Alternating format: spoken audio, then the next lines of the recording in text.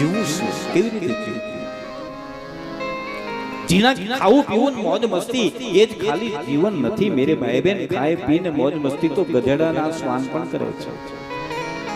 આપણે તો માનવ છીએ. હા, આપણે કોઈ પૂછે કે તમે ધરતી પર શું કામ આવ્યા, તો ધરતી પર ખાલી ખાવા પીવા મોજ મસ્તી કરવા માટે આપણે નહીં મેરે ભાઈ બહેન. જીવનની અંદર કંઈક આધ્યાત્મિક આત્મકલ્યાણ કરવા માટે મને તમને આ પરમાત્માએ આ ધરતી પર મોકલાવ્યા છે.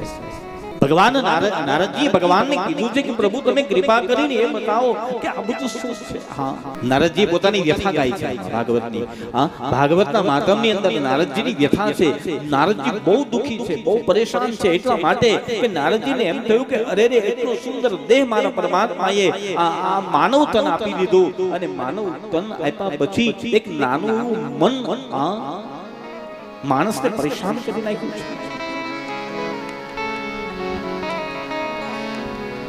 બહુ ડેન્જર છે મેરે ભાઈ બહેન. શરીર ગમે એટલું મોટું હોય પણ મન તો ખાલી 100 ગ્રામનું હશે કે કેમ, એક સવાલ છે. હા, શાંતિ નથી લેવા દેતું મને તમને મન. બેઠા છીએ અહીંયા, વિચારો આપણા ભરે છે.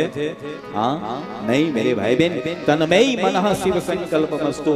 વિદ્વાનો એમ કહે કે મારા પરમાત્માના ચરણોમાં મન લગાવી દો, ઈશ્વર તમારા પર કૃપા કરશે.